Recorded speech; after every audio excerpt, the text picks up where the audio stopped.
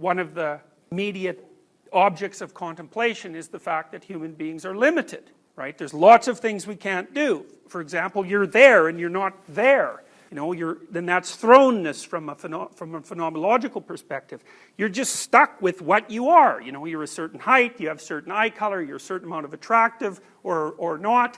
You know, you're verbally fluent, you're smart or you're not, or you're conscientious, like, and it's just sort of, those are the cards that you've been dealt. And it really is worth thinking about it that way, because who you are in some sense is a consequence of a lot of processes, genetic processes, that are in some ways random.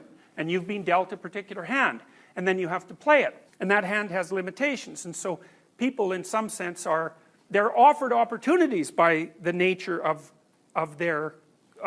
how they're constituted, but there's also a tragic element to that, which is, well, as you move in life, you bump up against limitations that you cannot transcend.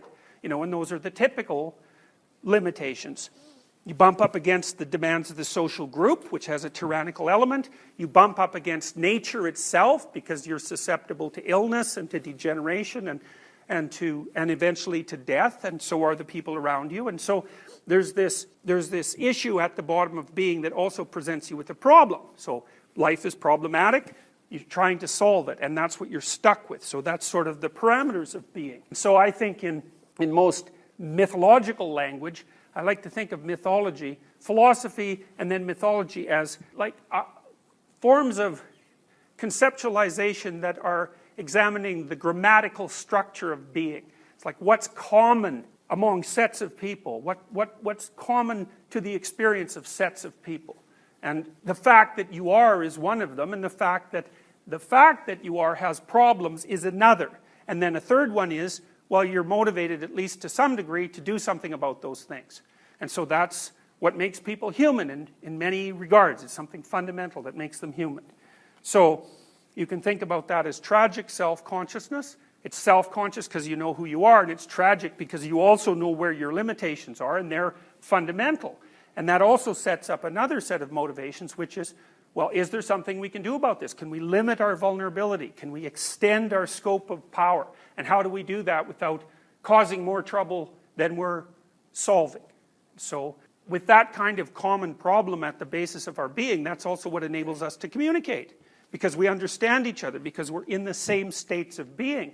So you can talk to someone about your problems without having to explain what problems are, because you can't communicate with people unless there's some things you don't have to communicate about. You need a shared set of assumptions. And one of them is, for example, that you have problems. Another is that maybe you're looking for solutions. Another is that maybe communication about that is helpful. You know, none of those things have to be established before you start communicating, because everyone's already got those presuppositions built right into their understanding. Wherever you are, you have some conception of where you are. That's your current understanding of the world. It's flawed. Just because you're here doesn't mean you understand everything about being here, hopefully because you have low resolution conceptions. You don't know anything about the people around you. As long as they sit down and shut up and act normally, that's no problem, because you can easily ignore them. But they're full of weird potential, and God only knows when that's going to emerge from one of them. But so I'm saying you know where you are, you have a model of what you are, but it's shallow and potentially flawed. And part of the reason that you can get away with that is because there's this implicit agreement among all of us not to do anything that violates general social expectation. And so that's partly how you can get away with the fact that you don't know anything about anyone. It's like, yeah, they're peculiar, like rhinoceroses and ostriches, and God only knows what they're up to. But hopefully they're socialized enough so they don't show you how peculiar they are when you're walking past them on the street in public. And so you can get away with your shallow knowledge. So, and then you have some sense of where you're going. And you know, maybe that's vague. Part of it, it's going to be there whether you have thought it through or not. And the reason for that is, as we've discussed, the biologists are pretty good at informing us on this part, is that, you know, at the base of your cognitive, emotional, motivational, perceptual structure that gives rise to your being are these systems that are going to push you in some direction, as a motivation systems or emotion systems. So if you don't drink water long enough, pretty much that's all you're going to be able to think about and value, and not only that, see the world through. Because when you see the world as a thirsty person, you're not seeing the world the same way that someone who has had plenty to drink sees it. So, so you have this space that defines where you are, and this conception about where you're going, and you think where you're going is better, and you have a theory about how you're going to transform the present into the more desirable future. But you can make an error at any level of that conceptualization. And that's sort of a modification of Jeffrey Gray's theory, the cybernetic theorist, because what they believed was that you see the world. You expect certain things to happen when you act. And now and then, when you act, that expectation is violated. And so then you have to reconfigure your behavior or your conception of the future. But that's not quite right, because you don't see the world. You perceive the world through a fog of preconceptions, and in a manner that's impaired because of your tremendous cognitive limitations. And what that means is that when you're wrong, you can be wrong anywhere in that model. You can be wrong because you don't know where you are. You can be wrong because you picked the wrong behaviors to manifest. Or you can be wrong because your conception of where you're going is flawed, in that you're not going to be happy when you get there, or maybe it doesn't even exist. And I think you see this most painfully when you're in a relationship and you're betrayed. Because if you're in a relationship and you're betrayed by someone, then it's pretty damn clear that you didn't know where you were.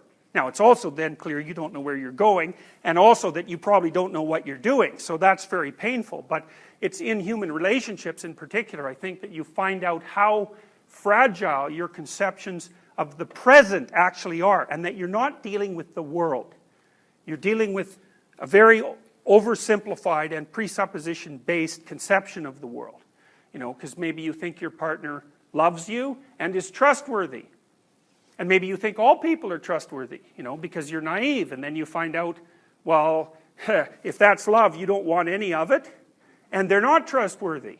And then what the hell? It's like, well, you don't know where you are. You don't know where you're going.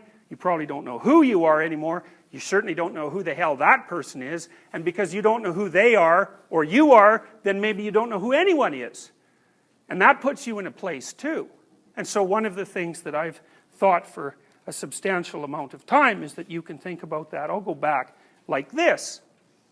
When you're thinking about the structure of the world, and one element of the structure is that there's the place, those are two serpents, by the way, I just found out about that recently, two snakes, a very common mythological motif.